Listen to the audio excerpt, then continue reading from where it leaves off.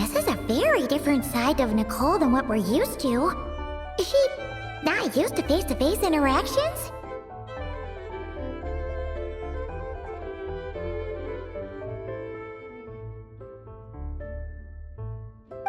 Don't worry about it. We've seen that introduction magic once already, so it wasn't too much of a shock. Please go on, Miss Nicole. We'd love to hear what you have to say, or, well, communicate. Huh? Are they talking to this lady? But... Will you all promise to forget that horrendously embarrassing introduction? Sorry, embarrassing. When?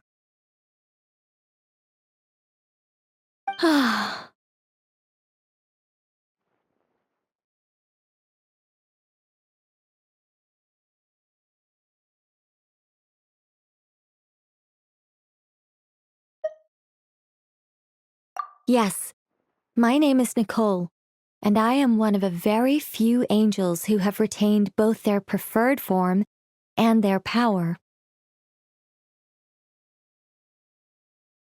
The Traveler and Paimon should be no strangers to this concept. There is another of our kind in Natlan. They call her the Lord of the Night. All right! Paimon remembers her!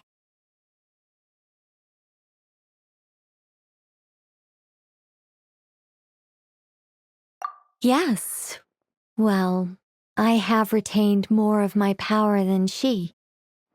It's because I don't have a long-term duty to fulfill. To be more specific... no. We'll be here all day if I get into the specifics. Moving on. If I'm not mistaken, you are here because you wish to learn how one might reach the moon beyond the sky.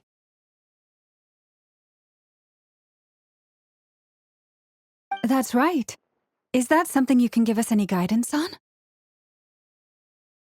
Yes, I do know a way. It began with the Hyperboreans, who lived after the War of Funerary Flame. Blank looks. Maybe I should start with the background of the war. Or maybe not. It shouldn't be an issue. I'll fill in the gaps for you when we have more time. Anyway, after that war ended, the three moons retreated to beyond the false sky. The Hyperboreans were humans I once aided. They accepted the civilization and creations bestowed upon them by the angels. But despite accepting many blessings of the angels, many among them still held on to their faith in the moons. They were reluctant to accept the new order. Even after the War of Funerary Flame, they sought to contact the moon goddesses beyond the sky and receive their guidance. But all three had passed away by that point. This mage has a unique method of communicating. Is she talking about the moons? Yes, but they did not know. And so, still they prayed for the moon goddess's mercy. After building titanic structures that consumed vast amounts of Kuvaki, at last they glimpsed the moons and heard their voices. But of course, they were gravely disappointed, for it was then that they realized the three moon goddesses were dead. Oh, that's such a sad story. It is. Humanity was in a very sorry state at that time. The angels who had once aided them were gone, and the War of Funerary Flames had left them homeless and destitute. Just a second, I gotta ask. How relevant is all this history to the task at hand? Well, I mean, it's... Okay, it seems we've drifted into irrelevant narrative waters. It's been a while since I've had the chance to speak inside someone's head. As soon as I got started, I lost control and the words just flowed out like a waterfall. What I'm trying to say is... Right, yes, that's it. The relevant part is the ritual created by the Hyperboreans. The fact that they bypassed the false sky and saw the true moons implies that they successfully built a connection between Teyvat and the outside world. Which means, with enough Kuvaki and a sufficiently stable connection, it should be feasible to send one person over the border. Okay, so they built some kind of portal? Oh, yes. A portal. Yes. Is something wrong? You sound disappointed. I just didn't expect you to summarize it so well. It turns out I could have said all that in one word, if only I'd managed to think of it.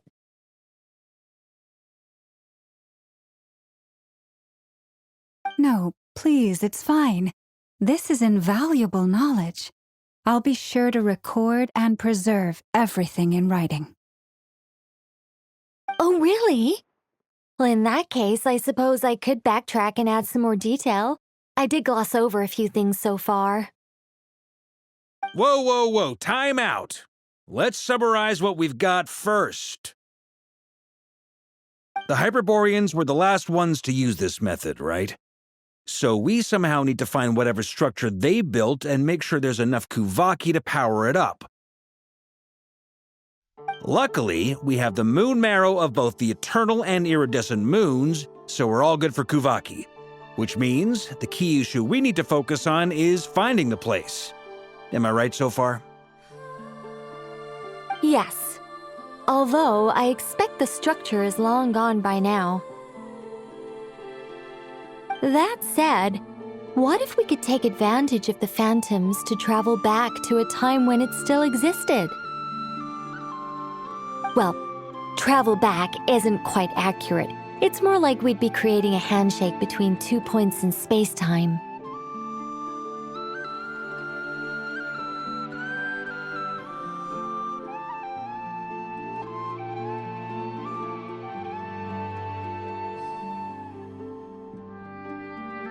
We wouldn't even have to pick a time when it still existed. It could just be a time when it still appeared in phantom form via projection, or we could project our own phantoms, fold them together, and...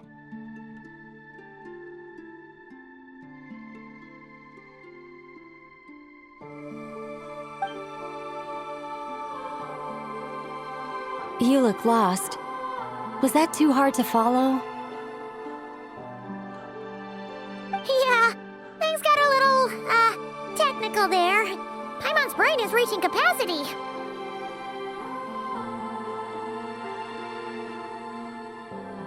All right, let me think about how to put this more simply. Okay, got it. Over the next few days, I'll search for phantoms that we can use. Once I find one that meets the criteria, I'll let you know and we'll regroup. By completing certain rituals, specific individuals will be able to enter the phantom and make it to the Hyperborean structure. If everything checks out and it looks feasible, we'll just need to wait for Moon Prayer Night, and we can send the Moon Goddess back home. I'm really skimping on the detail here. Is this making any sense at all? I think so. For now, we'll just wait to hear from you. Yes. Basically, yes. Great. Counting on you. In the meantime, we'll focus on finding the Moon Goddess's name.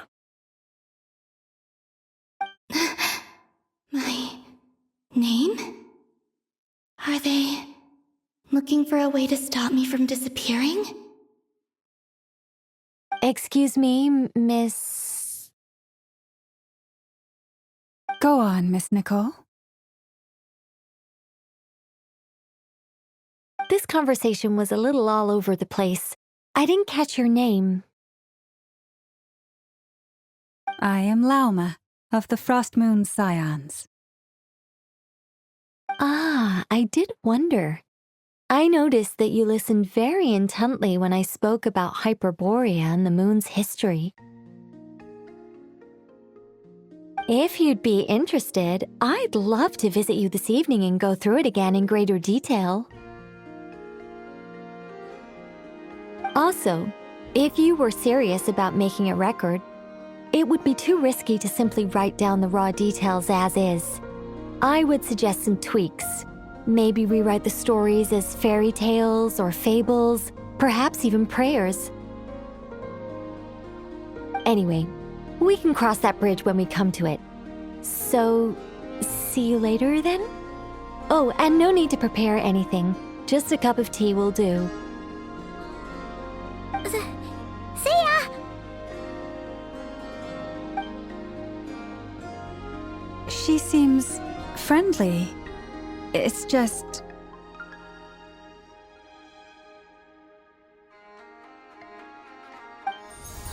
It's so nice to find someone who's actually willing to listen.